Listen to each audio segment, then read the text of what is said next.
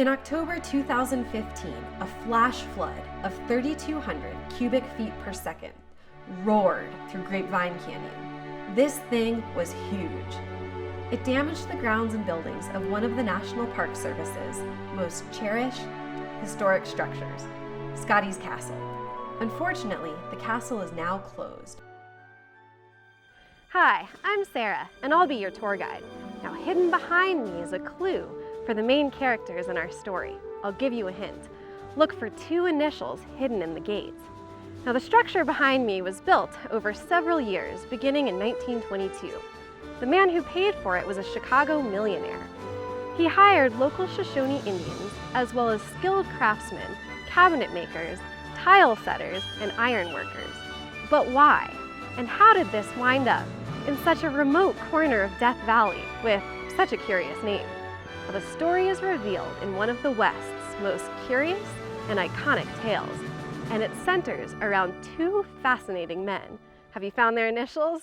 They are J and S, for Albert Johnson and Walter Scott. Walter Scott arrived in the Death Valley region in 1902 with $10,000 in his pocket. A New York banker gave it to him as an investment in a secret gold mine Scott said he owned. Albert Johnson owned a life insurance company in Chicago and suffered from a broken back. One day, Johnson met Scotty, was fascinated with this Wild West hero, and invested in his secret mine.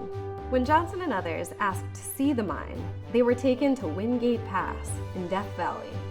Since Scotty had no mine, he staged an ambush to scare the investors away. When a stray bullet hit Scotty's brother, Scotty called off the attack. It became known as the Battle of Wingate Pass, and Scotty was revealed as a fraud. But none of that seemed to bother Mr. Johnson. The desert was good for his back, and he enjoyed Scotty's stories and company. Over the years, they became lifelong friends. So Johnson decided to build a winter home for himself and his wife. He called it Death Valley Ranch. Scotty called it his castle, and that was fine with Johnson. Johnson spared no expense in making his Death Valley Ranch grand. Giant beams in the ceiling, as well as detailed tile, stone, and ironwork, decorate the Great Hall. Here, Scotty would tell tales of the Old West. He entertained Mr. and Mrs. Johnson and visitors, some who were rich and famous.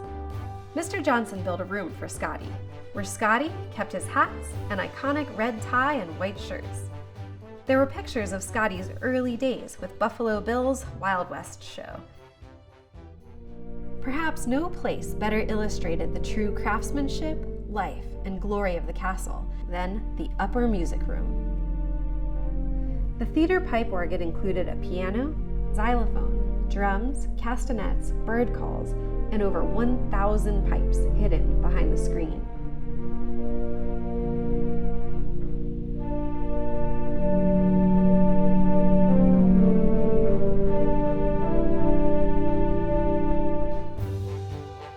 Mr. and Mrs. Johnson passed away in the 1940s, but Mr. Johnson provided for Scotty to be cared for until he passed away in 1954. He's buried with his dog Wendy, overlooking the castle, Scotty's Castle. The result of an unusual partnership between true friends.